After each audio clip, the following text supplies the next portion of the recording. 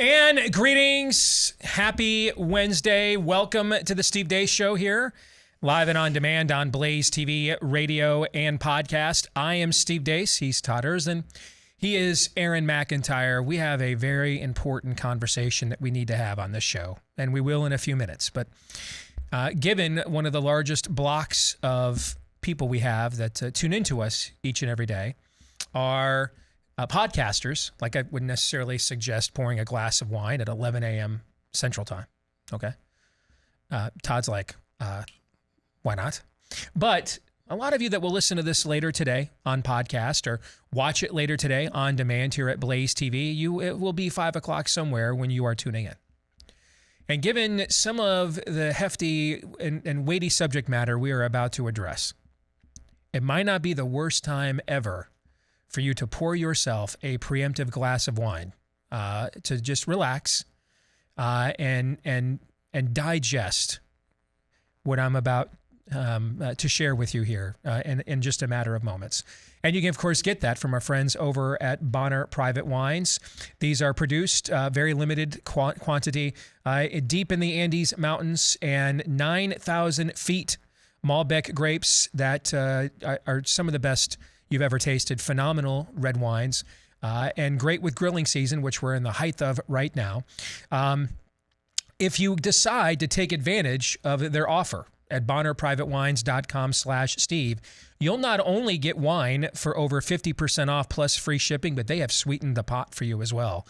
How about a bonus bottle of small batch, limited production wine from their exclusive wine cellar? That's 4 bottles for the price of 3 now. 4 bottles for the price of 3. You cannot beat it. bonnerprivatewines.com/Steve is where you want to go. bonnerprivatewines.com/Steve. Yesterday, for the first time, it has been a long road. I mean, I'm hearing from so many of you on social media and emails, when are we going to get to see this thing? Trust me. None of you feel how long this has taken to get to this juncture than I have, okay? I mean, there have been things that have gone on behind the scenes to stop this movie from being made I haven't even told you about, all right? We could literally do a documentary about the making of this film. To wit, why am I still facing an NLRB complaint on my movie that was filmed in a right-to-work state? No one can answer that. The governor can't answer it. The state attorney general can't answer it. No one can answer this. But I mean, the enemy has put up all kinds of roadblocks to getting this movie made. And after I watched the rough cut, what do we mean by a rough cut now? This is the first time that the scenes are assembled in the order that the director and the editor, or directors and editors, agree upon. And it's rough because there's no musical score, there's no CGI, the coloring of the film, it's literally just raw footage.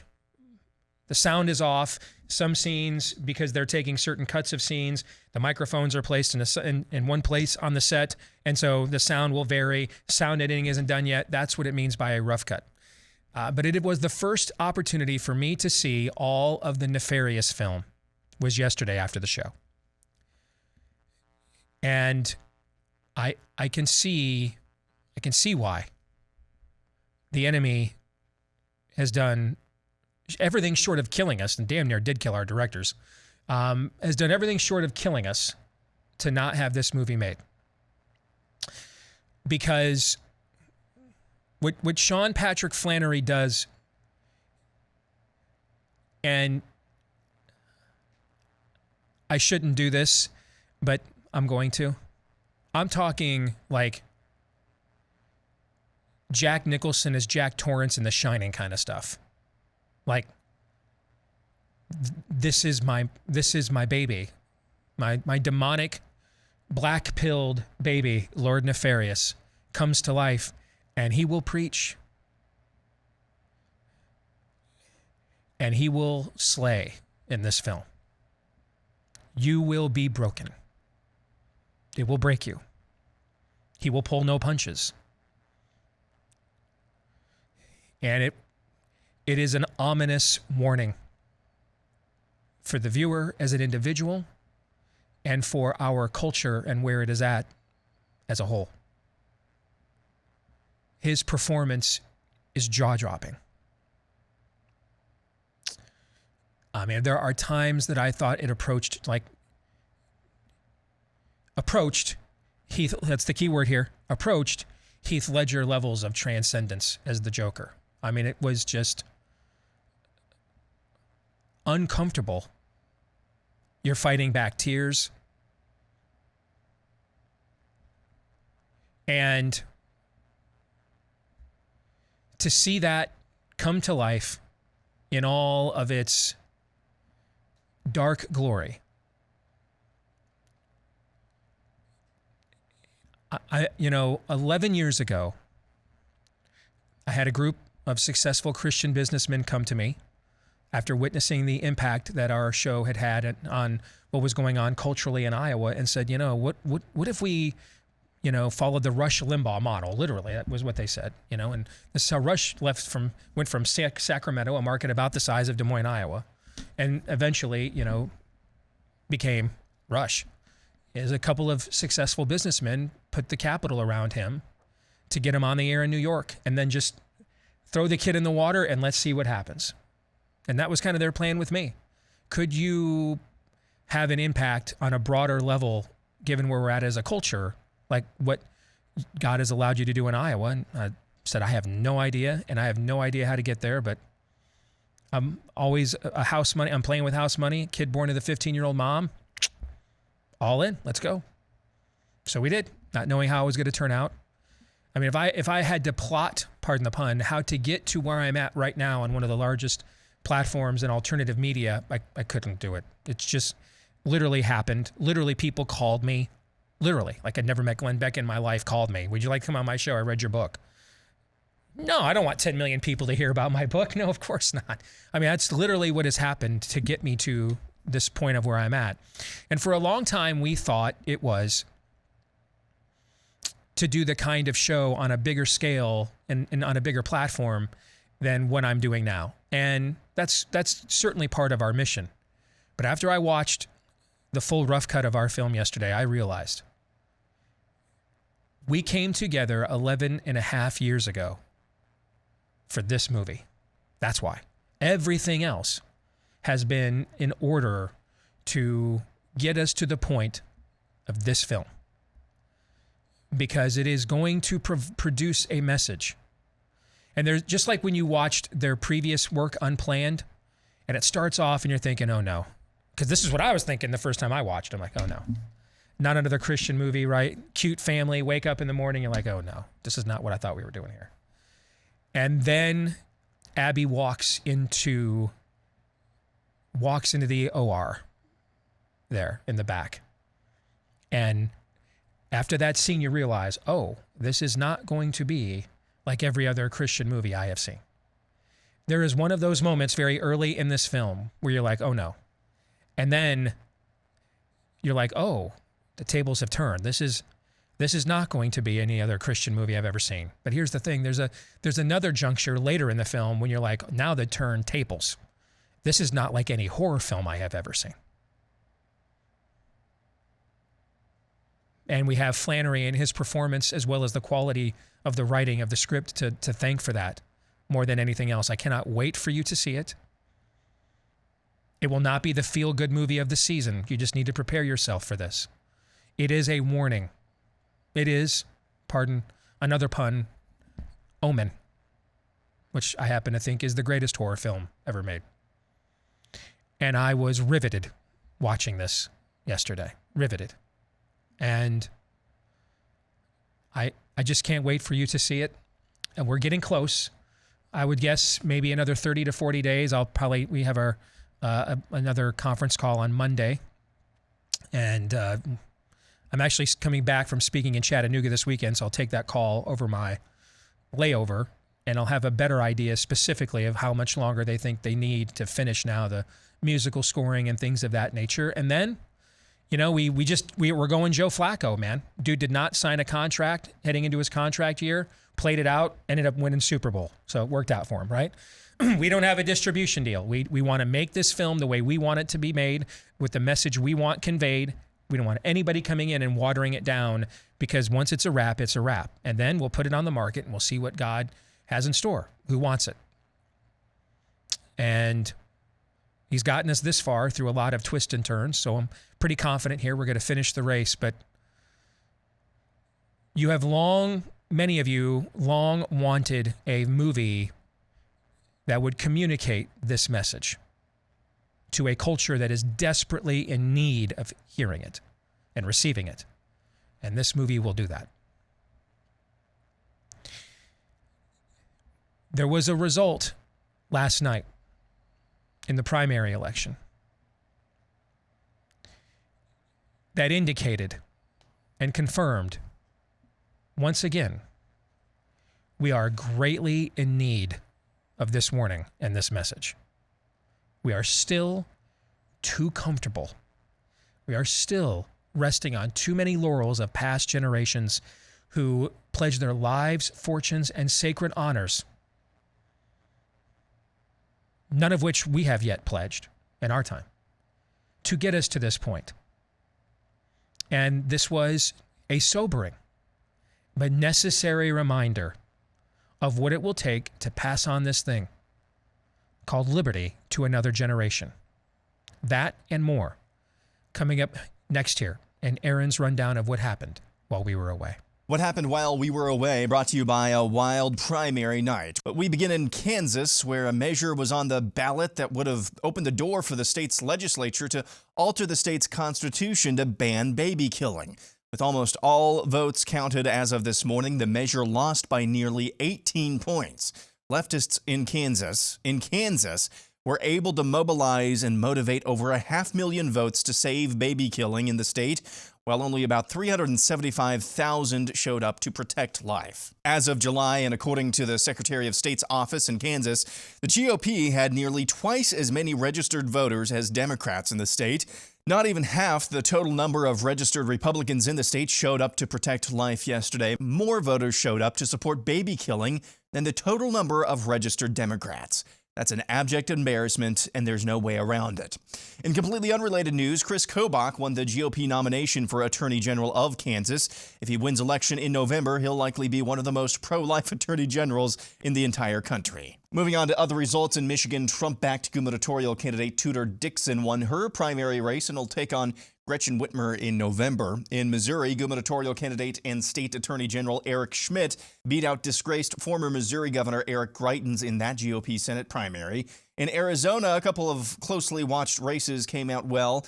Senate candidate Blake Masters won his primary. In the gubernatorial primary between former TV newswoman turned conservative firebrand Carrie Lake and her field of competitors, it was much closer than many polls predicted. As of this morning, the race was too close to call, but it's looking like Lake should be able to close the deal. That's a primary roundup, and moving on to a couple of other stories. Yale epidemiologist Harvey Risch, you may remember him for his advocacy of hydroxychloroquine, says he expects to see inquiries from insurance companies to COVID jab manufacturers regarding compensation to cover, quote, early unexpected mortality claims. He pointed out that insurers' actuaries estimated COVID vaccine recipients would, quote, live longer than they have, based on misrepresentations about all-cause mortality from the original clinical trials. Risch made his comments to the independent news outlet Just the News. New CDC documents produced as a result of a lawsuit from America First Liberty show the CDC overtly asking Twitter to ban COVID skeptic Naomi Wolf. In a trove of emails released by the group, we see various CDC officials producing charts of tweets and links to tweets they deemed as quote-unquote misinformation, and asked Twitter officials to mark the content as such. Included in the CDC's so-called claims of vaccine misinformation was one of Naomi Wolf's tweets stating she had heard from numerous women they had menstrual issues after receiving the jab. Of course, that's not misinformation, and it never was. Anthony Fauci, your thoughts? Well, the menstrual thing is something that seems to be quite transient and temporary. That's the point. That's one of the points. Steve wanted me to mention he'll be a part of the 3rd annual Vaccine Safety Awareness Marathon at WeThePatriotsUSA.org on Saturday, September 10th.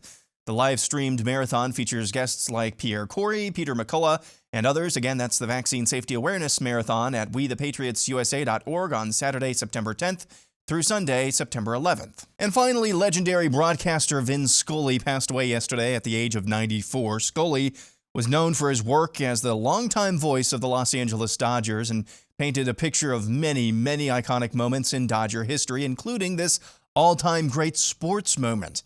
In the bottom of the ninth inning in a 1988 World Series game against the Oakland A's, the inestimable Kirk Gibson, who had 2 injured legs, was called upon to pinch hit with 2 outs while they were behind 4-3. And look who's coming up.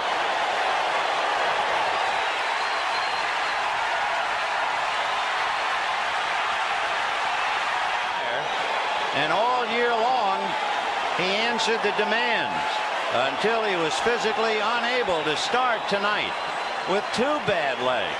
The bad left hamstring and the swollen right knee. He's trying to catch lightning right now. 3-2 at the plate. High fly ball into right field. She is gone!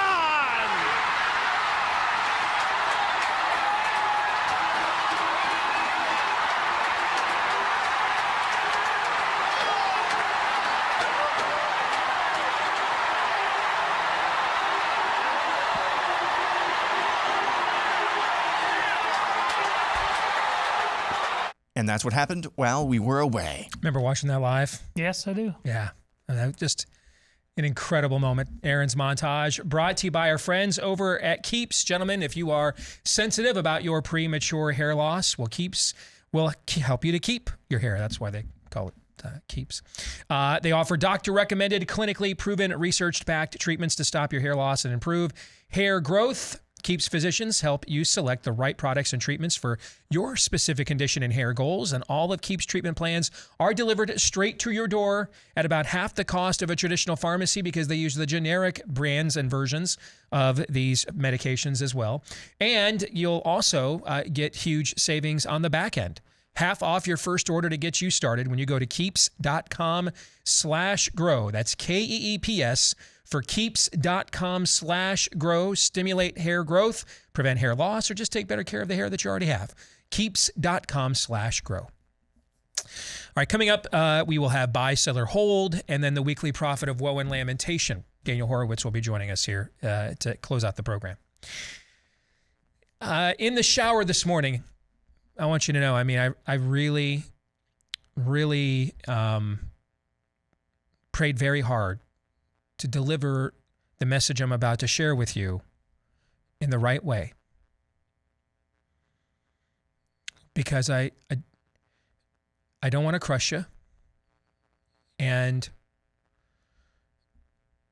I want to honor the work so many of you are diligently doing for righteousness.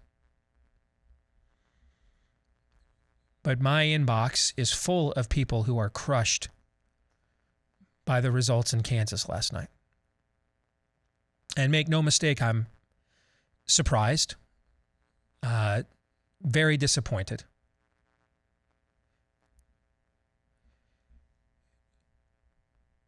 But I'm here to tell you why I think that it is actually good news.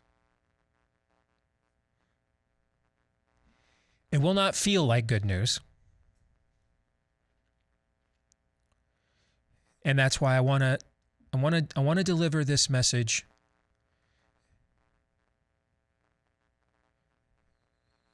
in an empowering way if I can. Because it will be difficult to accept.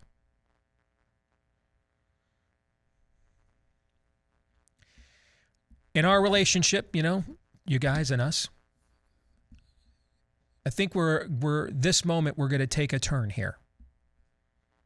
We're going to get to a new level of honesty because the moment kind of calls for it.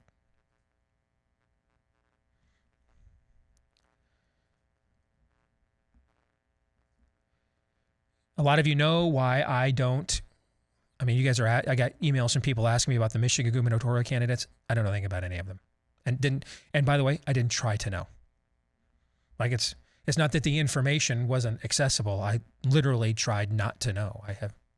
I know the one guy almost got arrested, or they did arrest. I know that one guy they arrested. And I met one of them when I spoke up at Hillsdale GOP a month and a half ago. Just met him for 2 seconds. But on purpose, I didn't attempt to get to know about any of them. I only got excited about Carrie Lake in Arizona because I heard her give a 45-minute interview to Daniel Horowitz. And you don't typically even agree to do that for 45 minutes if you're any kind of a poser, because he'll pull your pants down, right?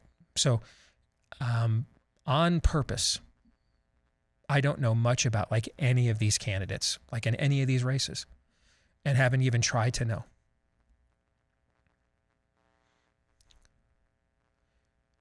And it's because 6 years ago, I finally had to admit something to myself that I think a lot of you right now are suffering through PTSD because you're admitting it to yourselves now.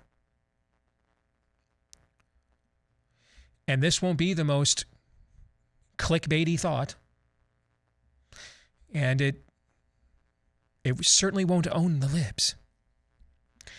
And it's not the stuff that has major syndicators calling you up and saying, we want to put you on 500 stations. But it's true. And I got into this business to tell the truth.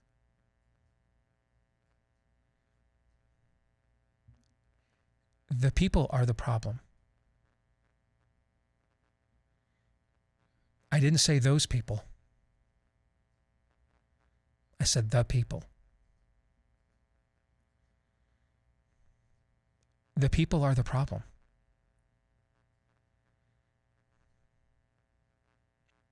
The people are the problem.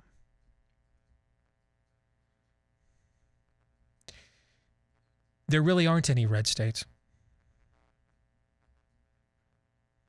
There are redder states than, say, California or New York or Connecticut by comparison. But by any other previous generation's definition of what a free and independent member of these United States would be, there are none. The closest one we actually have to an actual red state is Florida, whose governor today openly advocated for malpractice lawsuits against doctors who will castrate boys and chest-bind daughters. You know, we often like to say around here, and this goes back to, Andrew Breitbart, that politics flows downstream from culture, and that is true, but we never really define for you why that is true. The reason why that is true is because there are very few people capable, once empowered, of doing what Ron DeSantis has done. He has moved that culture to the right. In Florida, culture flows downstream from politics. On the left, culture flows downstream from politics. They will act on their convictions with reckless abandon. Legislate things, legalize things that any previous sane generation of Western civilization, frankly, probably would have gone to war over, like literally gone to war over it. Taken up arms against their own government over it, probably, and previously any other era. But they will just do it, knowing that if they just do it and ambush you with it, the frog in the boiling water will eventually say, as we dial the heat up little by little, I'm accustomed to it, and won't jump out.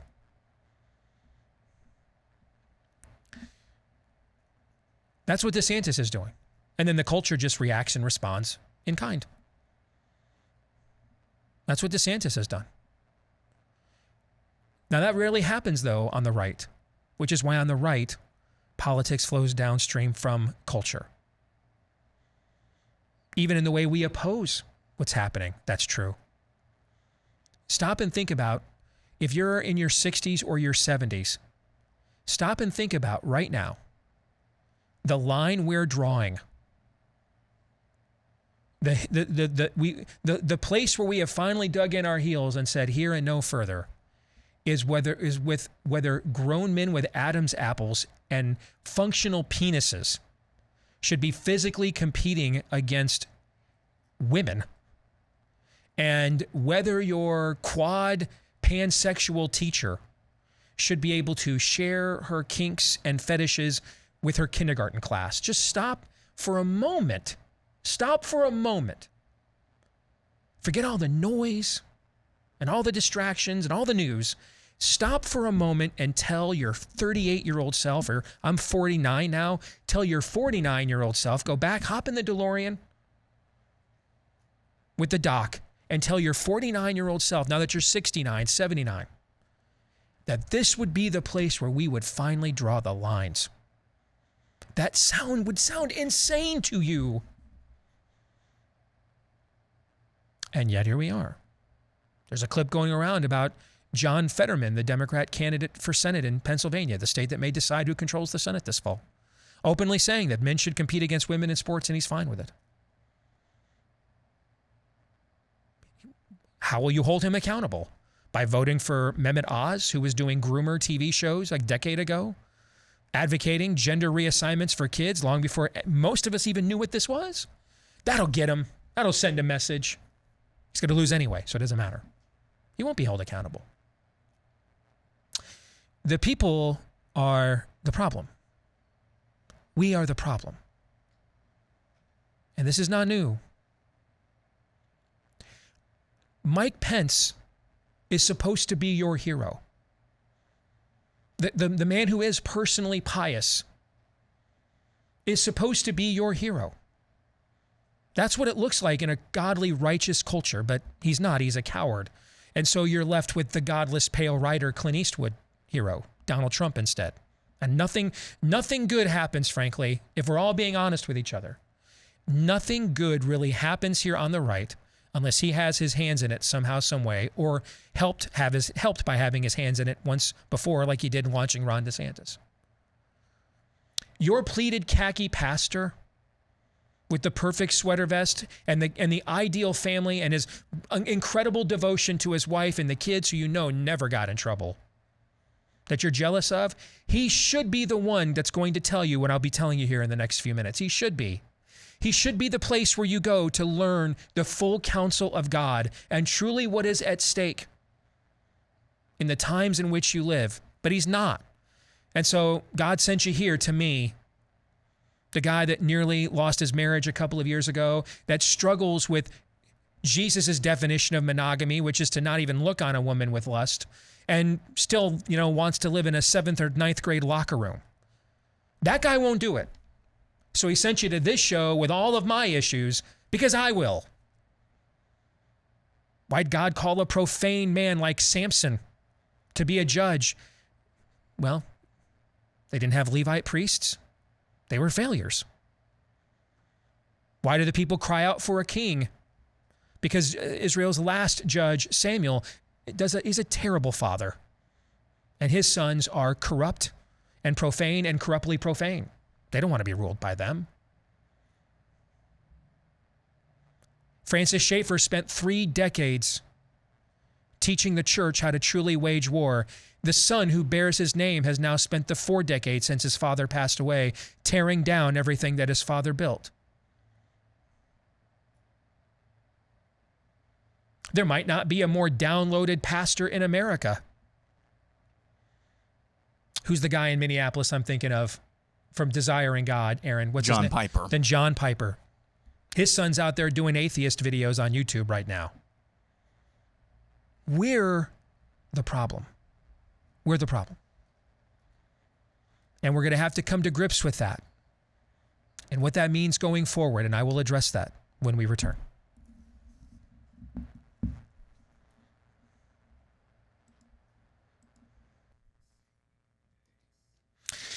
Summer, of course, is cooler season. Not like in terms of the temperature, but coolers. Hanging out, going to the beach, grilling out, And then right after that, it'll be tailgate season. In fact, Aaron, we are, 48 hours away from the NFL Hall of Fame game? I know you're keeping track. Right? More like 36. 36 hours. Yeah. Thank you very much. Because it's Wednesday. You're right. I thought it was Tuesday. You're right. It's Wednesday. So we go right from summer cooler season into cooler tailgate season. That's why you want to get a hold of our friends over at Taiga Coolers, all American-made, lifetime warranted, premium coolers. They do a great job with everyday coolers. You're not looking for anything too fancy. Or maybe you want something customized. You know, like you're going to all your kids' football games on Friday nights this fall.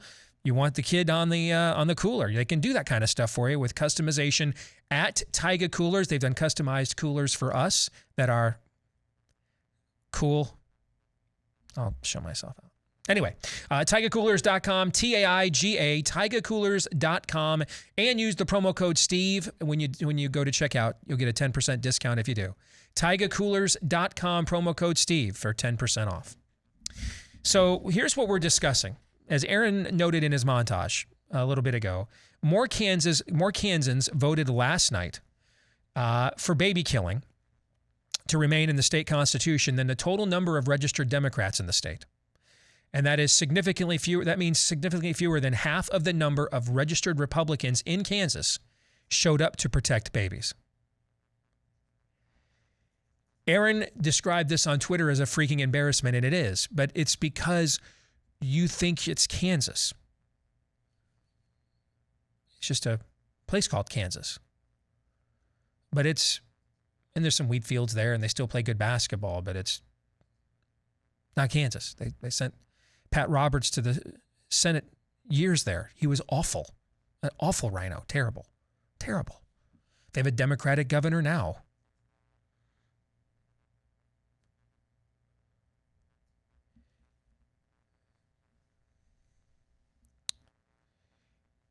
If we are not willing to let go of our nostalgia, we can't win.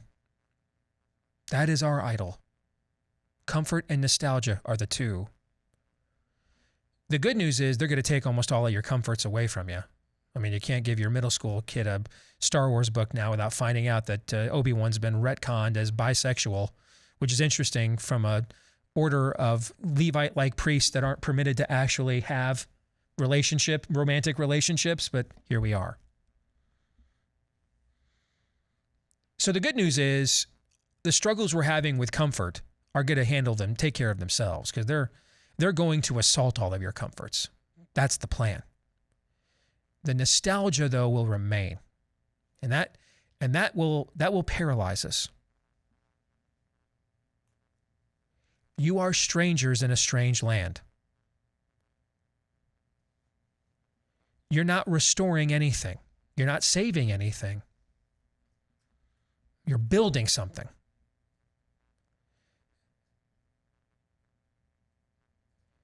There's a reason the vast majority of Republicans at Conservative Review have awful liberty scores.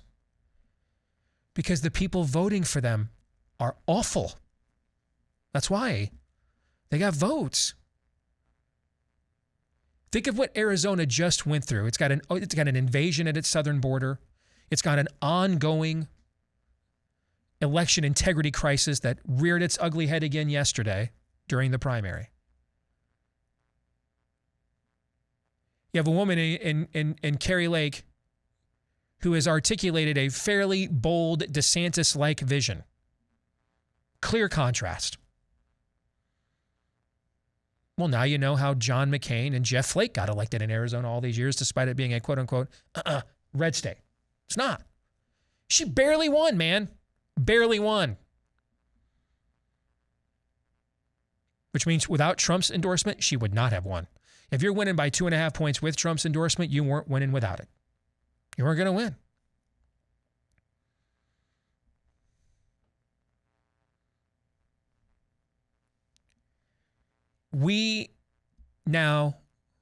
This is why I was excited about Roe v. Wade being overturned.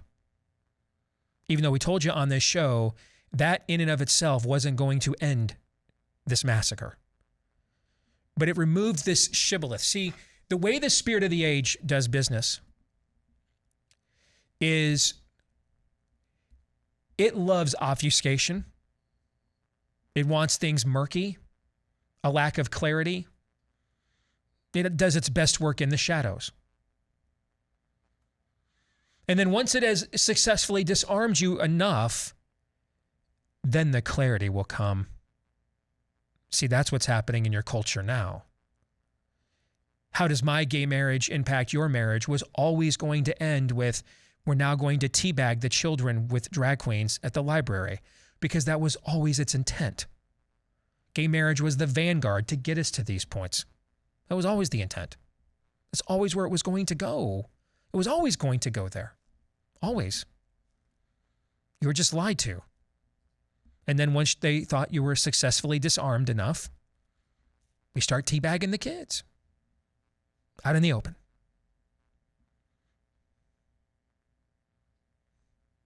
Here's the way the kingdom of God, I think, works. The spirit of the age will not provide you clarity until it has the advantage over you.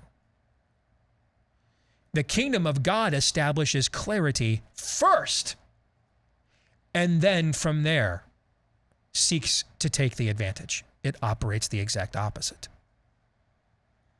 We haven't wanted clarity really for a long time. We really haven't. Much of conservative media doesn't really want you to know what most Republicans think. Really doesn't want you to know. There's a reason Daniel Horowitz and Steve Deace are never getting invited to speak at a CPAC, guys. I had one of the most successful conservative books in the nation last year. The conservative speaker circuit, I'm never getting invited on there. Never in a million years. We have a top 50 podcast now. This could be top 10. I promise you. They'll never invite me. Why? Because I will say the thing. They know I will say the things they don't want to be said. They know it. There's other people that do that too, and they're already superstars. You know, Glenn would be one of those people. He's already a superstar, so they have to tolerate him. But they're going to do everything they can so a show like this never gets to that level of stature. They don't want to tolerate anymore. They want control too. They want control of the narrative. Matt Schlapp and his people, they want to run their own pay-for-play scheme, just like what they run on the left. But those are our dollars and our banquets now.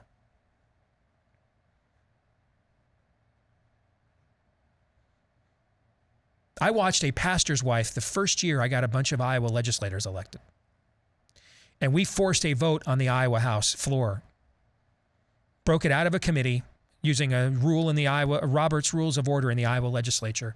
And we brought life at conception, the Republican leadership, with the speaker, a fellow homeschool dad that I personally knew and personally lobbied. He would not allow a vote on life at conception because he didn't want people to know that there were many people within this new GOP legislature that weren't pro-life. So we forced that vote, and we forced the bill out of the committee, and I watched as a pastor's wife who had just gotten elected to the legislature, a pastor's wife named Renee Schulte, that was her name.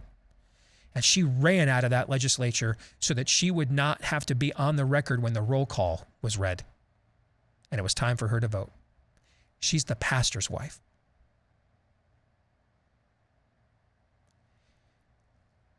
See, Roe v. Wade wasn't overturned because of 50 years of clever conservative scheming. No, that clever conservative scheming is why it took 50 damn years to overturn it. No, God allowed it to be overturned now so that you and I would have clarity. Thinking maybe you're ready to truly see the truth now. Maybe you're really ready to see truly how outnumbered you are now, that you might be approaching the level of conviction it will take for the times in which we live. So let's remove the tourniquet and the blindfold and truly see now where everyone stands. See, that's why we were excited about Roe v. Wade being overturned, because the shibboleth is destroyed. So now let's get to the truth. Clarity. Clarity. The spirit of the age doesn't want you to have clarity. The kingdom of God will not move without it. Will not move without it. Jesus says, first, I am the way, the truth, and the life. No one comes to the Father except through me. And then you get to enjoy what he has to offer. You will get the clarity first. We have denied that to you in conservative media for many years. Because there's a lot of money to be made in not providing you that clarity. And I can't sit here and tell you that if I had been anything close to this successful many years before this, that I wouldn't have been part of the problem. Thank God that he denied me that success so that I would come to this point and stage in my career where I will tell you the things many others won't because they don't want to risk their success. I don't really have much success to risk.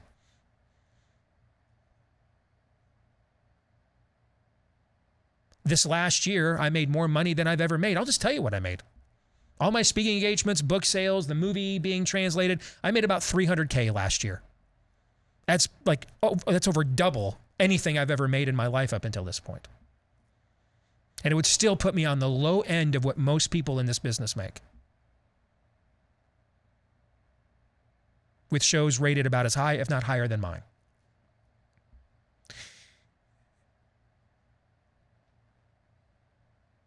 God will not move without the truth leading the way. Will not.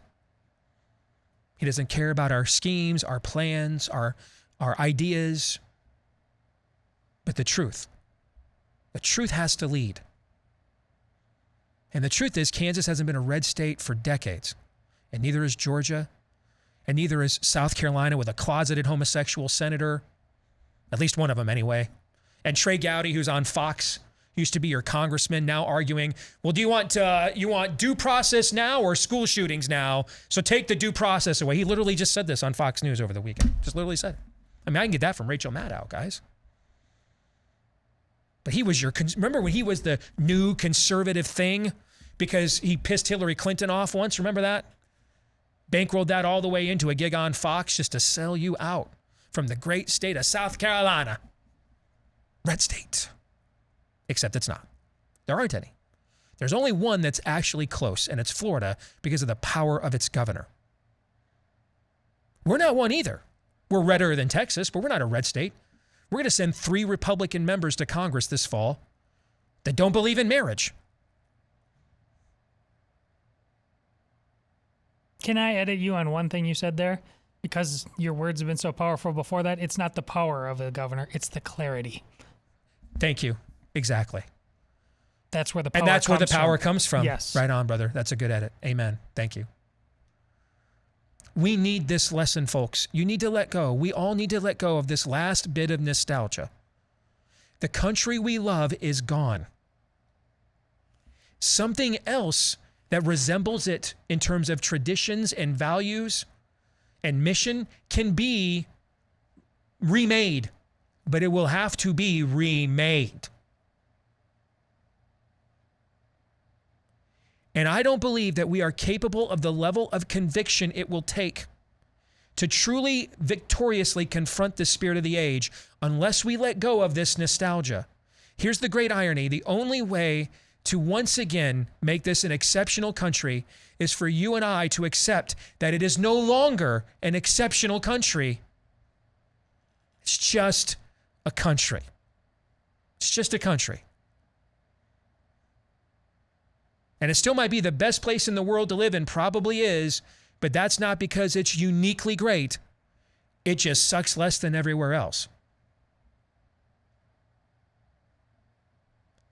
The nostalgia will kill us because you won't take the level of confrontational posture within the Republican Party that will be necessary for you to take control of it or to even establish something new. If we keep holding on to nostalgia,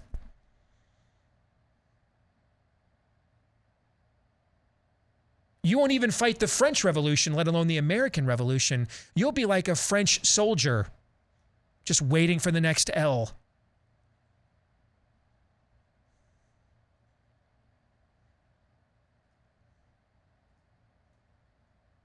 We're not just patriots anymore. We're pilgrims. And remember, the pilgrims, they weren't fleeing the Moors. They weren't fleeing the Druids.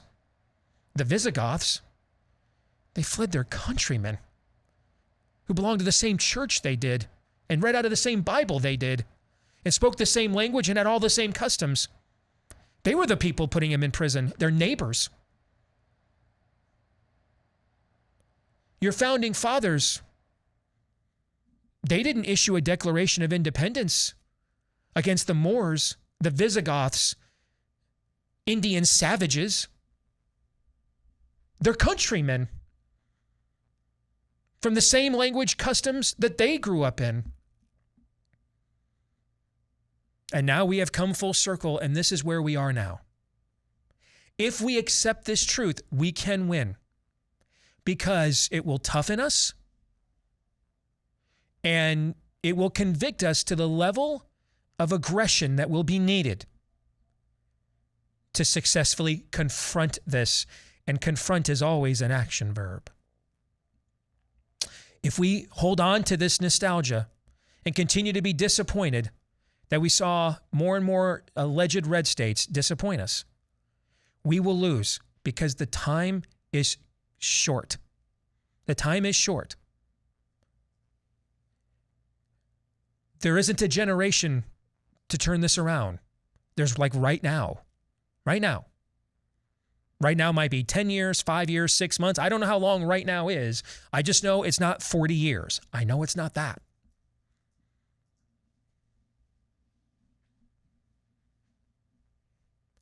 Let the nostalgia go. Embrace the clarity. Accept the truth of where we are. Don't practice self-delusion. Don't be a trans patriot, a trans Christian, a trans believer.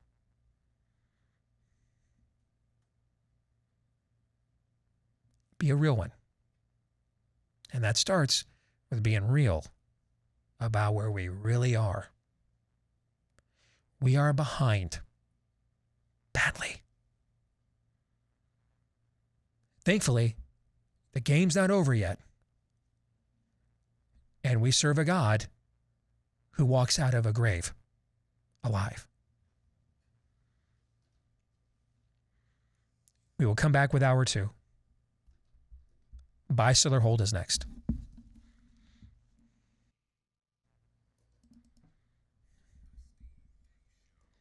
All right, let's lighten up things here just a little bit. Buy, Sell, or Hold coming your way in just a matter of moments. Don't forget, you can let us know what you think about what we think via the stevedeace.com inbox by emailing the show, steve@stevedeace.com. That's DEACE. Like us on Facebook, MeWe, Parler, and Gab. You can follow me at Steve Deace Show on Twitter, Getter, TikTok, and Instagram. And then you can also look for me over on Trump's Truth Social at Real Steve Deace. Again, that's at Real Steve Deace on Truth Social. And then you can look for clips for the show that are both free of censorship and free of cost. When you go to rumble.com/Steve Deace Show, once more, that's rumble.com/Steve Deace Show. For those of you that listen to us via podcast, thank you. You are a huge part of our audience and our show's growth. And we would just ask, if you've not yet done this, leave us a 5-star review. If you have a question that you would like us to consider in a future Ask Me Anything, simply put that into your 5-star review. And if you do, it'll go to the front of the line for consideration by Todd for being answered on air for the next AMA. So thanks to all of you that have left us those 5-star reviews, as well as hit subscribe or follow. We appreciate each and every one of you.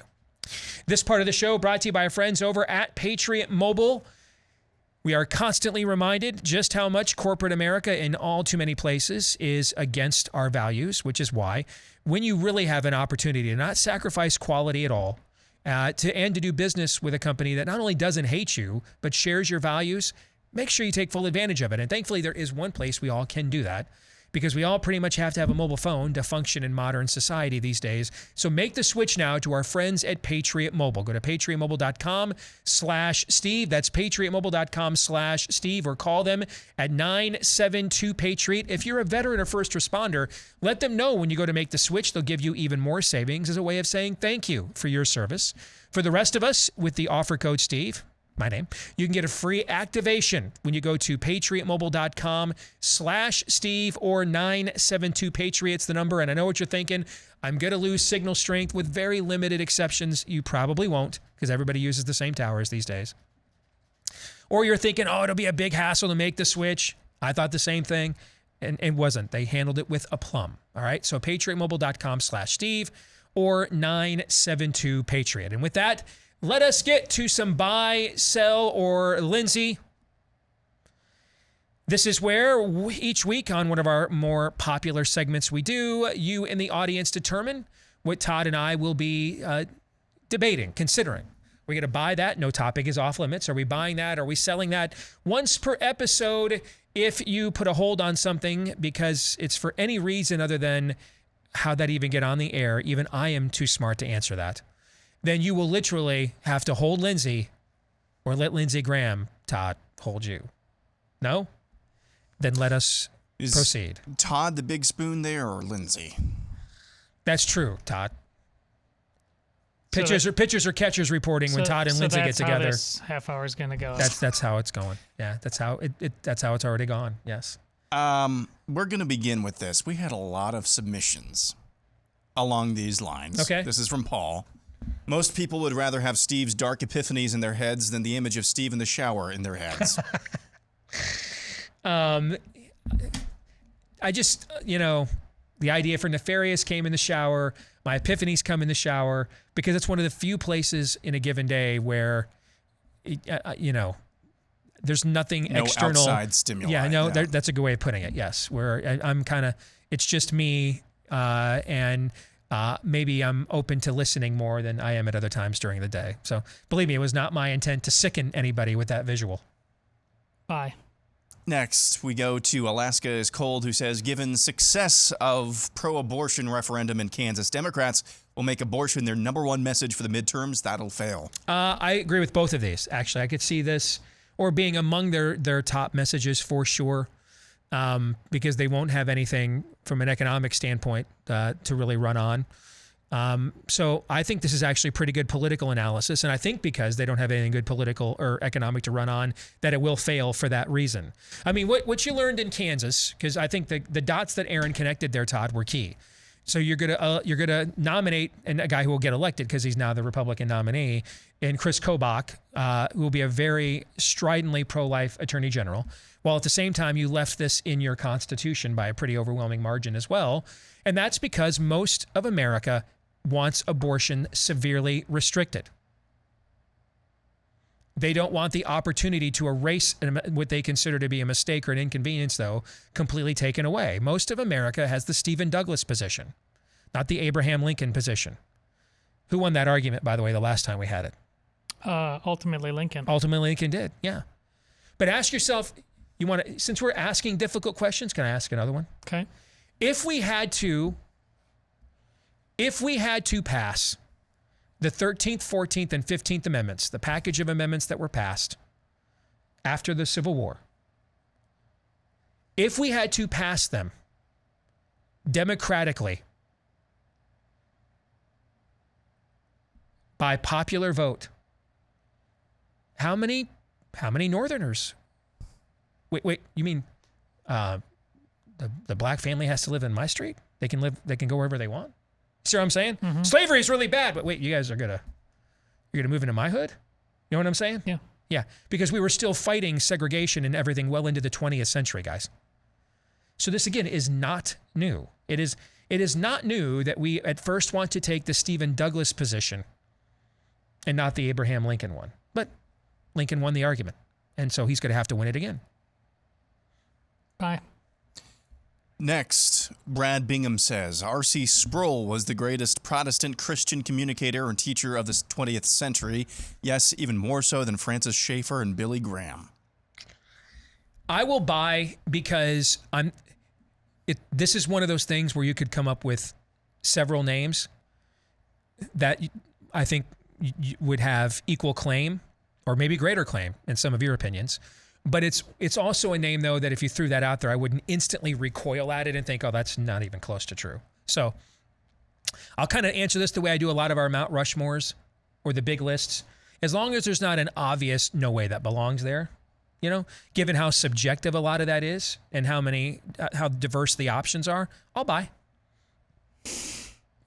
I will, far be it from me to declare who the greatest Protestant communicator is. I will sell just to throw in a curveball, and I don't think I'm taking it beyond what I assume you intended it to be. You had a more narrow interpretation, but broadening it just to make it interesting. How about MLK Jr.?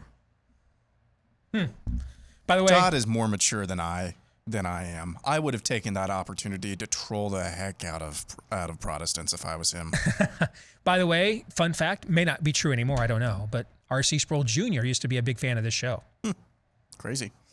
Next, we have a list. This is from 79 Model Chris. The most memorable movie deaths, Gen X Dude Edition. That's the 70s through the 90s. Oh, Ready? This should be good. Okay. Number 15. This is a 15. Wow. A 15 point list here. Brooks in Shawshank Redemption. Get busy living. Get busy dying. Yeah, how about you bet.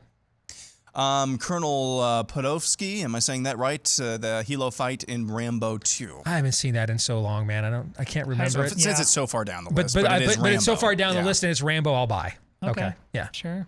Johnny Ringo in Tombstone. I'm feeling you. Oh, Yeah. gosh. If that's number 13, I know. holy cow. I know this should be a good list. Yep. Walter Donovan in The Last Crusade.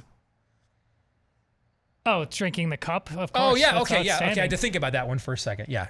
I'm in. Bye. Number 11, Russell in Independence Day. That's Randy Quaid's character I believe so. that flies into the mothership. Yeah, love I'm this in. list. Yeah. Absolutely. This is a good list so far. I'm back. Yes. Yeah. Number 10, Gennaro the lawyer in Jurassic Park. That's We may have no. complimented. I mean, my youngest and I just watched this again because she hadn't seen she's 12. She hadn't seen the original, but she's seen the Jurassic World ones. And I promised her because she's like, "Oh, is this old?" I said, "I promise you, this one holds up," and she agreed. It did. This is a fun scene, but Not a top 10. this is like a number 15 or something. It's not better than Johnny Ringo or anything like that. So I'm going to sell, but overall this list is so good that Yes. we ain't mad at you. Number 9, T-800 in Terminator. That's the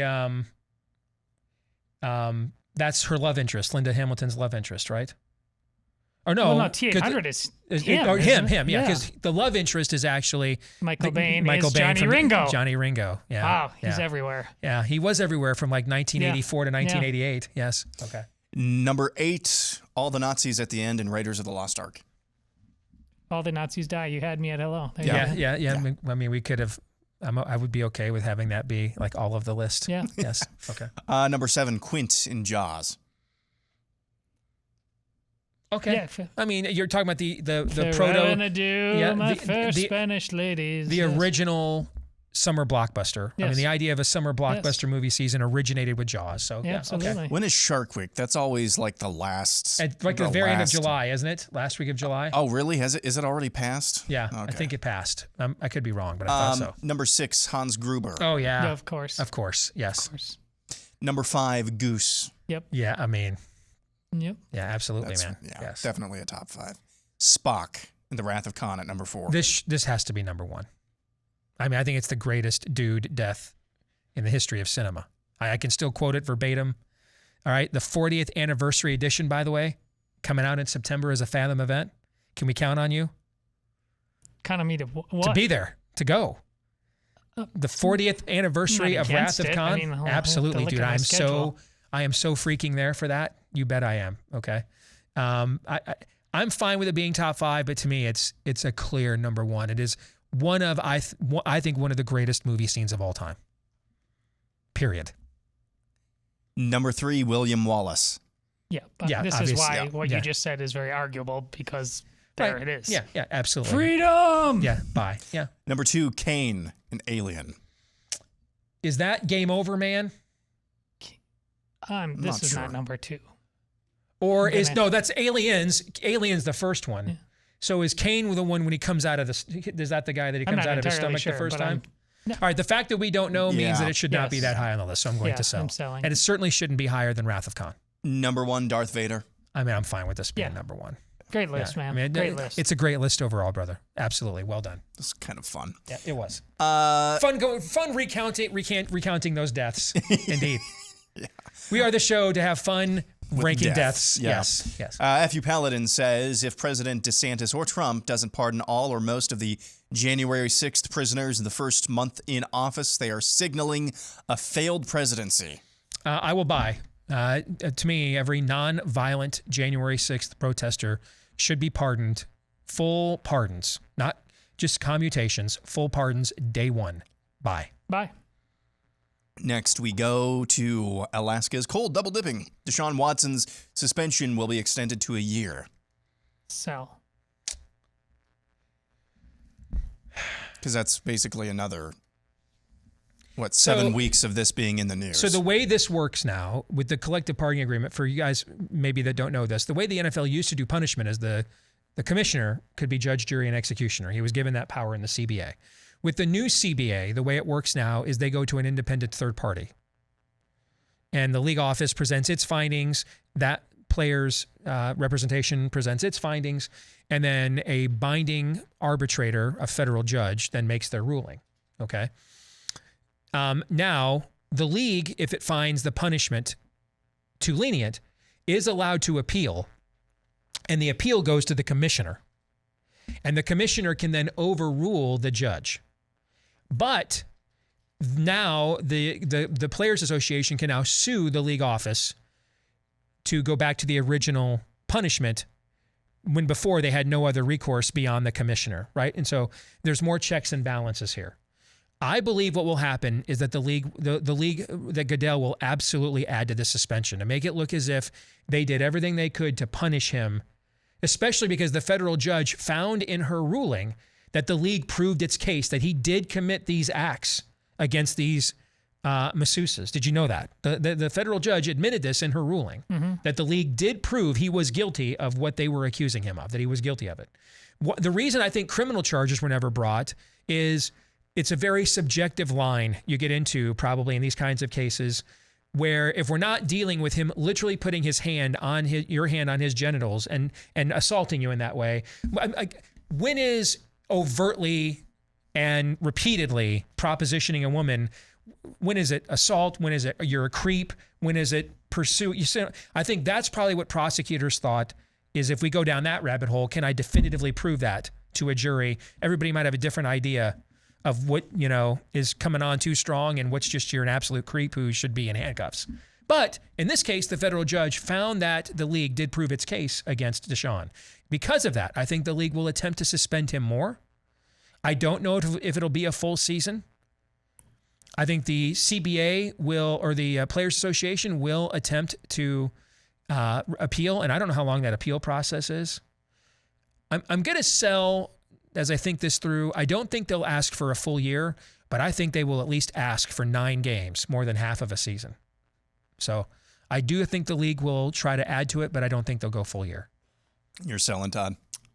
I'm selling, yeah. I think we're going to move on into the middle of the meat of the season, and they'll watch his absence there, and there's going to be some sort of speech and contrition planned, and people are going to move on. What do you think of Clay Travis at Fox Sports, his position, that he doesn't think leagues, and he's an attorney, for those of you that know, he thinks leagues should not be able to punish players at all if they haven't been found guilty of something in a criminal court? I disagree with that. Okay. Yeah, I have no problem. I mean, this guy is creepy. But see, I think sooner or later, the number, it can cut both ways. It proves that he's a really big creep, but it also proves that this was like a scenario wide open for the picking, which is why these women also, and I say it without apology, all took the money. This is, I mean, folks, let's just be real here. I think going for more games is going to run into that issue sooner or later. You can bring it if you bring 100 women, but you can't prove a crime. You're just saying this is a cesspool that everybody traded in, and there was a price point for getting involved in all this. Yeah, this is just. Guys, we have we have breaking news. I'm sorry to interrupt. What do you got? Does it have to do with the list? Joe Biden has tested positive for COVID-19 again. Oh, yeah. Again. I'm sorry, Aaron. Go ahead. Do you remember, this has been a few months ago. I believe it was either I think it was the CDC. Yeah, it was the CDC came out with some kind of urgent guidance on Paxlovid, on rebound cases from Paxlovid, that you needed to isolate severely isolate for a much longer period of time. Things that make you go, Speaking of the list that we went through, somebody on Twitter said, how is Sonny Corleone's death not in that? Does that rise to the top 15? I mean, I would think Vito's would actually be there before Sonny's. But Sonny's is very memorable. Is it like at a parking lot, if I remember right? He gets shot up out. at like a Toll booth. Yeah, okay. It's fantastic. Yeah, that is a fantastic And he comes death scene. stumbling out. Yeah, and James Caan just passed away too. So yeah, that would be worthy of being on there as well. Of course, on your breaking news front, I can't help but I have no problem believing it's true because he's taken that shot so much and his immune system is shot. Also, what if they're like just saying this to ease him out of the presidency? I think you should consider at this point that everything is being done. I mean, we had multiple members of the New York congressional delegation on national TV yesterday either say that they don't think he's going to run again or they're not ready to endorse him running again. So I think you should consider that all of this is being done as a narrative to kick him to the curb and claim that they've rebooted things after what's likely to happen in the midterms. I agree. Next up, Caleb FF Champ Hammer says, Mount Rushmore of play-by-play announcers. Oh, here we go. Okay, good stuff too. Vin Scully. Oh, absolutely. Maybe the greatest play-by-play announcer of all time. And people forget you're talking about a guy that did golf, did the NFL for many years. Mostly known for the Dodgers, which, but yeah, he still did a lot of NBC Game of the Week in their World Series coverage. Yeah. The Montana to Dwight Clark NFC Championship game. I believe he called that game for CBS. I'd forgotten that. Yeah, he did. Yeah. Jack Buck. Oh, yeah. Jack Buck's call of that event, too, with Gibson is incredible. Yeah. I don't believe what I just saw. Yeah. I mean, so, yeah, I believe he belongs there, too. Mm-hmm. Al Michaels, who I did not know until like last year that he's the one who called the Miracle on Ice. Yeah, What? well, it's his age. I didn't know that happened like 15 years before he was born, man. I didn't know that was him. The first I knew of him was Monday Night Football on ABC. Yeah, I don't blame you for that. That's your generation. Amazing. I don't blame you for that, and I think he belongs on the list. Absolutely. I mean, who's had a more diverse array of big events? I mean, he's done the World Series. Yeah. He's done all that stuff. He's brilliant. Yeah, absolutely. He's very good. Yeah. Also pretty right wing. Really? By the way, I didn't realize that. Yeah, he is. Keith Jackson. Well, you guys know what I think. Whoa, Nelly. Yep. You guys know what I think, man. I mean, every time we get to this time of year and football's around the corner, I miss the voice of Keith Jackson. That's You bet. my childhood, bet. my teenagehood, my adulthood. I mean, I just literally, it's like a voice from heaven, a voice from Rama cries out, and it's Keith Jackson calling a college football game. So, and he also did World Series and stuff for ABC back in the day too. Yeah. Good list. I mean, you could Howard Cosell, Harry Doyle / Bob Uecker. There's what a fun.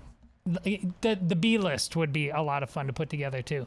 Before we finish up here with Buy, Sell, or Hold, a reminder about Rough Greens. If you are a pet owner, you love your puppy, but that also means it needs more than just food and water. Its health and happiness is important to you, and you can add to it by giving it the vitamins, minerals, and nutrients it needs that was likely stripped out of the food you're feeding it when you bought it at the store. And that's what they do with the people food. That's why we have to take so many supplements these days. And now there's a supplement for your pet as well called Rough Greens. You mix it in with your pet's food, and with that one act, you restore the vitamins, minerals, and nutrients likely that food is missing. But you might be wondering, how will I know if my dog likes it? Will it make a difference? Certainly don't want to be wasting money in the Let's Go Brandon economy, right? That's why we give you the first 14-day Jumpstart bag for free to see, if you don't see, a difference in your pet in 2 weeks or less when you go to roughgreens.com. RUFF.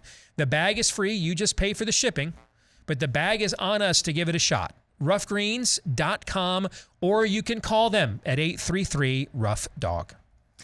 Next up, we will go to Come and See the Violence Inherent in the System, who says Pfizer and that's a name. Yeah, that's from Monty Python and the Holy Grail. Pfizer and big government could not have established Covidstan without decades of premeditation, preparation, and prototyping.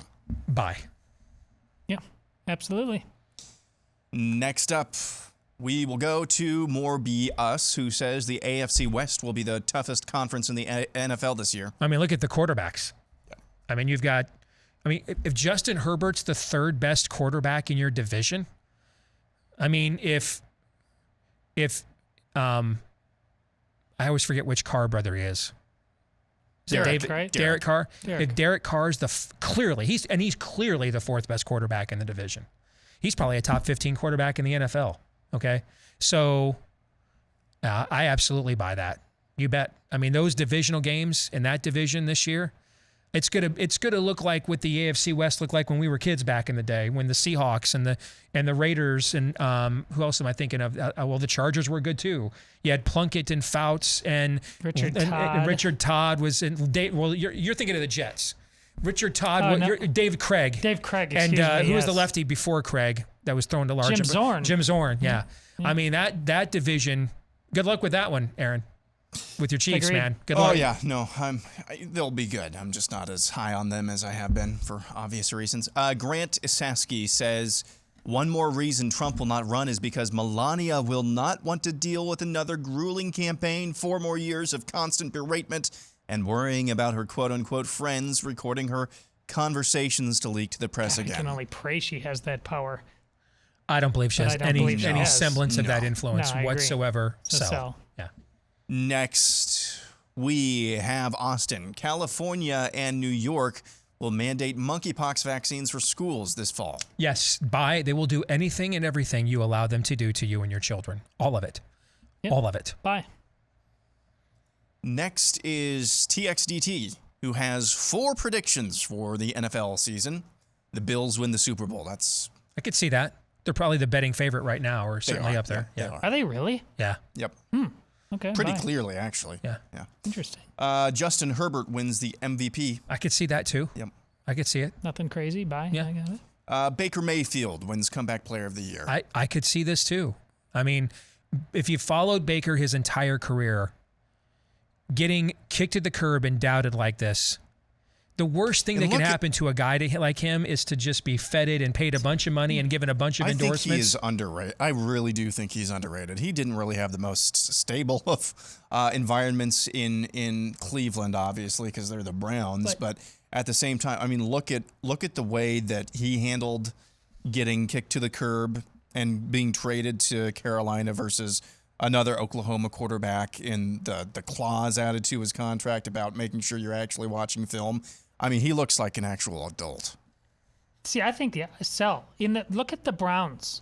What we just got done talking about what they were willing to trade into, not knowing how long this guy might get suspended to replace him. There's something uniquely, and he was clearly Baker was injured last year. Mm-hmm. That's why he was one of the reasons why he was having. So you could say it's got to be better next year, but Baker is not that guy in the commercials, which are very charming commercials where he lives. I agree that he's not. He is a uniquely uncoachable. They don't like him. He's a problem. He's not growing up. Which is why I could see this scenario actually being perfect for him. Keep in mind, one Browns quarterback has won a playoff game in the NFL since Bernie Kosar. Okay? One. Yeah. No, there was another guy. They won one playoff game 1 year with Belichick in the late 90s. So now we're only going back 30 years instead of 40. All right? So one Browns quarterback this century has won a playoff game, and it's him. Keep that in mind, too. I don't think he sucks. I just think he's a problem to coach. I agree it's with clear. you. I completely agree with all of that, which is why I think this level of banishment to a remote outpost called Carolina, this sort of having your wings clipped so publicly, I think it might be the best thing for him. All right, last one. Lamar Jackson throws for fewer than 20 TDs and throws for more than 10 interceptions. Oh, I'll sell. Yeah, I'll sell as well. Only way he gets fewer than 20 TDs, he gets hurt. And they don't have him throw the ball downfield enough to risk a bunch of interceptions. So, and he's also in a contract year. No, I think he's going to burn it up, actually. That poor guy is absolutely one of the greatest victims currently of getting screwed over by 24/7 sports talk. Like nothing else to do but the ranking of the quarterbacks. This guy's, how many years has he been in the league? He's got the Heisman. He's got an MVP. Right. No, he is not Tom Brady. We get that. You are so boring, sports talk. The guy is outstanding. He has maxed out his potential as fast as you could have just about any quarterback. And yes, in the playoffs, good quarterbacks lose every single season. Can all of you go away? I'm with you completely. I'm completely with you. Basically, a bigger, stronger, faster Fran Tarkenton is what is kind of his game, or a Vince Young that was a more accurate thrower of the ball down the field, and go with that too if you want. It's fun to watch. Yeah. Yep. Agreed. He's the analog is Mike Vick, but I think he's smarter in terms of taking hits. He's a lot bigger than Vic too. Yeah. Yep. Dean Jones, one last one quickly. Dean Jones says Brittany Griner is being treated better than the so-called insurrectionists held in the D.C. gulag. Yeah. Bet. Great. Yeah, that's a great place. That's a great place to end it. Bet on that. Yes. Bet for sure. That's an easy buy. You bet. We've got enough left over for the overtime That's right. today? Yep. Okay, looking forward to that. If you want to watch bonus buy, sell, or hold, or any of our other great stuff that we do on Blaze TV exclusively, including the unsafe or uncensored that we did on the unsafe COVID vaccines that aired last week, all of that available right now on blazetv.com/Deace, and use the promo code Deace there. While you're there at blazetv.com/Deace, you'll get a discounted subscription to everything we do behind the paywall at Blaze TV. Speaking of that back special we did, little birdie tells me viewership for that thing was off the charts last week, so that's good to hear. Goes to show there's only two things humanity truly censors. Perversion and the truth. And since it's clear social media is fine with perversion, that only leaves the other option, right?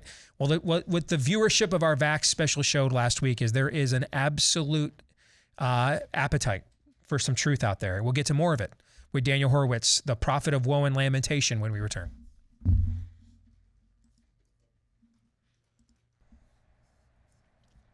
If you're looking for an air purifier that works, look no further than the best-selling Eden Pure Thunderstorm Air Purifier that uses proven Oxy technology. I don't know what that means. Here's what I do know, though. I know that it works. I don't know how it works, okay? I don't know what Oxy technology is, and I don't understand how it can work without any filters at all. I did ask, and they gave me a great explanation. I just went to public school, so I don't understand like any of it, okay? But I do know that it works because I've put it to work in my own home. Poker night, both with my buddy Mike, who is literally flatulence incarnate, and then also with a teenage son who has now gone from football off-season conditioning to actual camp. So with what he's bringing home, particularly in the heat we have going on right now, there are some interesting smells. And we put the Eden Pure Air Purifier to the test, and it did the trick in our home. So chances are it can do the trick in yours as well. Save $200 on a pack of 3. Save $200 on a pack of 3 and get free shipping. Shipping is free, $200 off on a pack of 3 when you get it at EdenPureDeals.com, EDEN, just like it sounds, EdenPureDeals.com, and then at checkout use the discount code STEVE3. STEVE3 at checkout at EdenPureDeals.com to get the special. I've been meaning to ask because this has been going on for a little while. Is Mike a little taken aback after the last month of this fame? No, or is he up the ante? Is he really going to bring the pain next time? I did notice that he did seem to, and I made, I won the previous month, so I had to provide refreshments for this month. That's the way it works. I grilled turkey burgers for everybody. I did notice, though, that he did go a little bit lighter on the plate this past month. So maybe we have shamed him into some level of self-awareness, perhaps, but I guess we'll see. Let's bring in the weekly prophet of woe and lamentation, our good friend Daniel Horowitz. It's good to see you, my friend. How are you?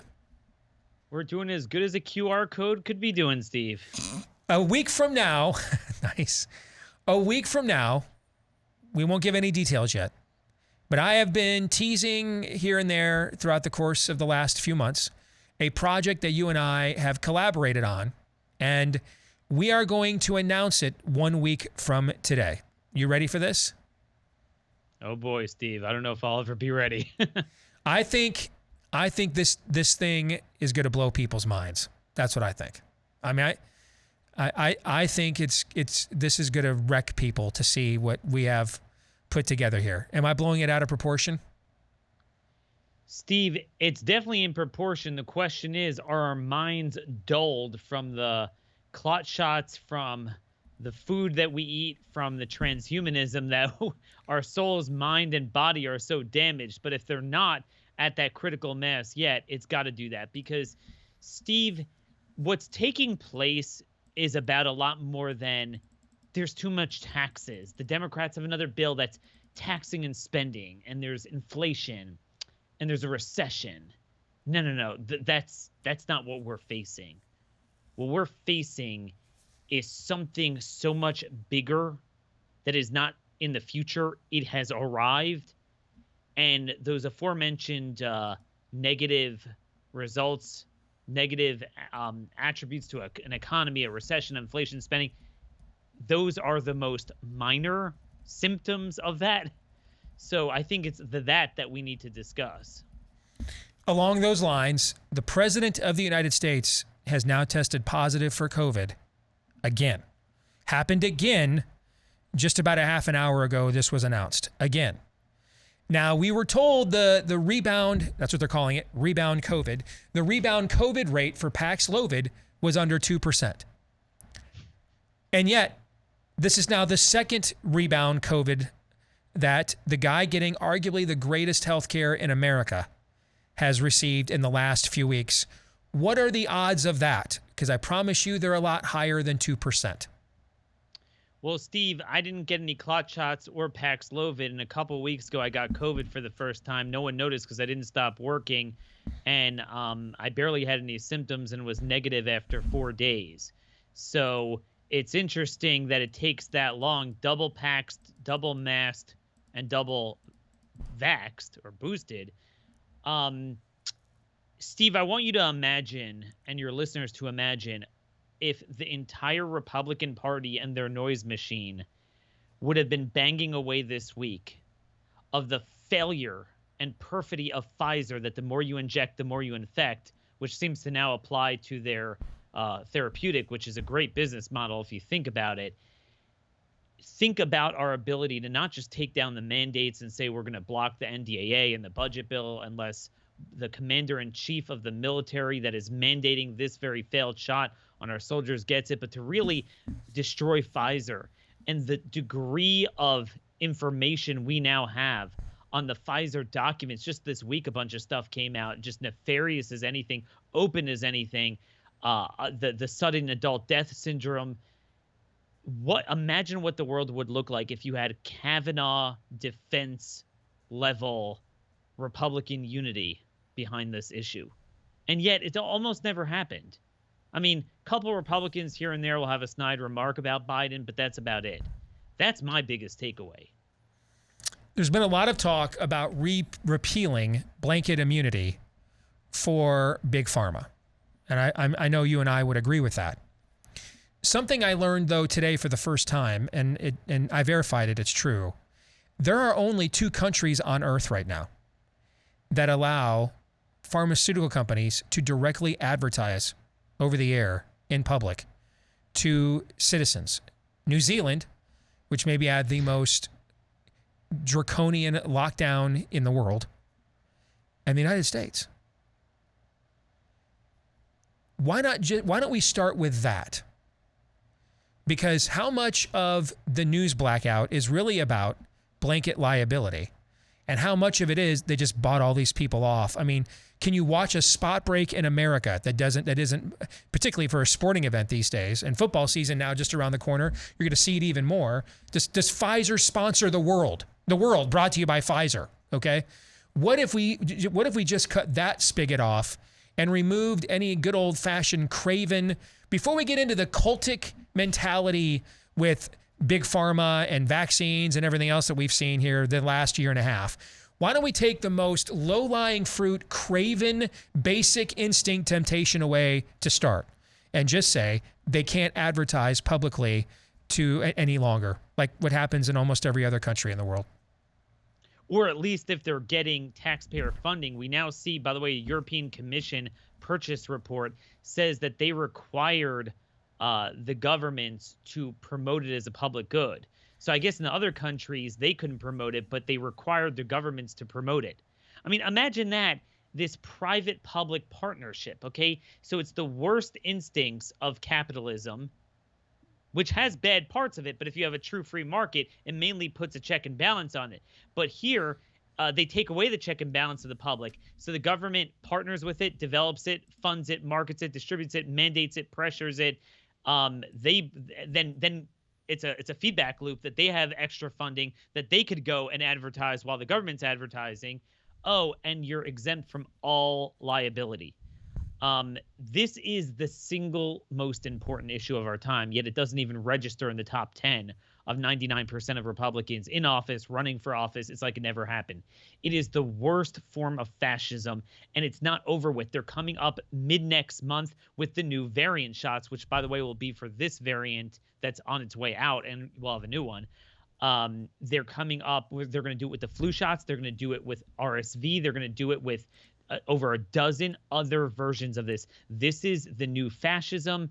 And Steve, there's no way around it. And also, this is part of this whole censorship. Who do you think is sponsoring it? Okay, the government is working. There's a circuitous operation with big tech, big pharma, and big government calling in airstrikes against people like me and saying, hey, this person's a problem. Let's zap that.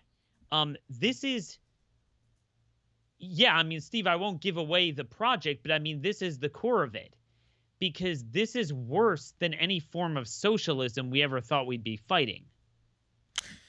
In Australia right now, where 96% of all adults have been given at least 2 doses of the magic potion. And they also have one of the world's highest booster rates in Australia right now as well. Australia right now has its all-time record for COVID hospitalizations. Keep in mind, it's their seasonality, okay, because they're south of the equator. So when it's summer here, it's winter down there. So it is their seasonality. And yet, within that seasonality, all of that jabbing, all of that masking, all of that boosting provided no real insulation whatsoever against their seasonality at all, Daniel. Their season came. It was time for them to get it. And they have an all-time record in COVID hospitalizations, irregardless of all of these alleged mitigation efforts as we speak. Steve, I'm looking right now. I'm just trying to see, just contrasting some of the data of Africa. Africa is the big control group. You look at Africa, and they don't seem to have any issues with Omicron. The deaths are flat, and that includes South Africa, which seemed to have, definitely did have issues with COVID for the first 3 because or so this would be waves. their seasonality too. They're south of the equator, so it would be their winter down there too. Yes. And let me cross-reference that, go up to the north in the Pacific Rim to South Korea and Japan, and they're kind of at the top of the ladder in terms of cases per capita in the world right now, especially Japan, but South Korea is making another run for it, and that's farther north. So what it is it's a divide between the Pacific Rim and Africa. And I think the reason why they're important is because those are the 2 areas of the world that seem to skate by COVID before 2022. So 2020, 2021, no real problem. Varying degrees of cases here and there, very, very few deaths. How many articles are written in our media about how Asia has shown you can beat COVID with masks? How many of these articles did they write? Right. Yep. No, exactly. So again, my point is not to compare where they are in totality compared to America, because we had a dumpster fire. And, even now they're still well below where our death level is, although it seems like there's many more innings to this ball game now. But the point is, I'm comparing those countries to Africa and those countries to themselves pre-vax. Pre-vax, they didn't have a problem with it. It was literally less than the flu. And now they seem to have a huge problem with it, with the least pathogenic version of it. Remember, even Joe Biden, as much as he keeps testing negative, it's hard to tell, because he's always coughing, so who knows what symptoms he has, but he's clearly, going to survive this without hospitalization. And he's kind of a dead carcass right now. Okay. And any doctor will tell you that the few people who have the problems they're seeing are vaccinated, but for the most part, they're really not dealing with that emergent time where blood oxygen levels were dipping very suddenly. So where are these deaths coming from? I mean, this does not replicate in the lungs. It's more upper respiratory. Why is it causing this? So the only explanation that makes sense is that 2 things. Number one, there is some sort of a theory that the Pacific Rim had a degree of partial immunity. This is not proven, but a theory that versions of this were circulating in the precedent few years. That's ethical skeptics theory out there, and I think there's a lot of evidence behind it. But if you change the virus to such a degree with viral immune escape and you make it so durable with suboptimal antibodies, then yeah, it could do that. And number two is this is the lowering of the immune system, both from the lockdowns and from the tamping down of T cells and your innate immunity by these shots and creating this original antigenic sin. So does it make them now susceptible, particularly elderly people, to what should essentially be a flu, but a flu could kill people sometimes? And Steve, is this the opening act? In other words, we're seeing monkeypox. We're seeing all these things come up. We saw the childhood hepatitis. We don't know yet where that's coming from. But is this because of lowered immune systems, and are we going to see more of this? Big week next week, a week from now. You and I got a big announcement to make. Looking forward to it, brother. We'll see you then. Take care. Looking you bet. Forward. Daniel, brought to you by BlazeTV Socks. That's right. We've got an unlimited line of socks for you right now. Patriotic socks. My favorite pair are the Klaus Schwab Elite Zibugs. I love that pair. But we've got stuff that commemorates everything from Let's Go Brandon to Ron DeSantis and more. There's a few right there. The great MAGA King. You can get a pair of those too if you prefer, or all three. Order your limited edition patriotic socks today at blazesocks.com. Don't need the TV. blazesocks.com. All made, produced, packaged right here in America. blazesocks.com. blazesocks.com, and use the promo code DACESOCKS, DEACE, promo code DACESOCKS, to get 20% off when you go to check out at blazesocks.com. Thoughts on the conversation we just had with Daniel? So in about a half an hour, 40 minutes from now, Senator Rand Paul will be hosting a hearing on gain-of-function research. I know you saw this. I'm sure we'll have some clips in the montage tomorrow. What Daniel was talking about at the end, and something that we're actually going to be perusing a little bit in the overtime. To a dark place we go. I feel like that's kind of the new, at least this week, that's the new, what's the benign, innocent explanation for all of this? Mm-hmm. I mean, if you let yourself, you could plausibly, not like crazy voices, you could plausibly stitch some lines together to say, this is what's really happening here. And they did this all on purpose. They, meaning the cabal of WEF and WHO players. They could have all done this on purpose. And that is, I'm anxious to hear what we hear in the confab this afternoon that Senator Paul is getting together with. But when we talk about the wearing down of the immune systems, these people aren't stupid. The immunologists that took part in all of the war games that we've covered in the past leading up to coronavirus, these guys are not stupid. They know how the immune system works, I think.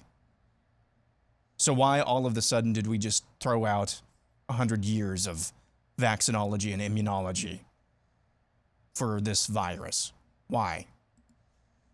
You go to some pretty dark places when you start plumbing those wells. It's not primarily a biological experiment. It's a psychological experiment. Yes. They're Yes. trying to figure out what we will take. Correct. All these breadcrumbs are out there. We can find where they lead if we want to. If we don't want to, dark place you've arrived at. You're not going there. You're there. Right on the money. We'll stick around, do bonus buy, sell, or hold here in the overtime for Blaze TV subscribers. For the rest of you, we will see you tomorrow, noon to 2 Eastern, right after Glenn Beck here on Blaze TV. Until then, John 3:17.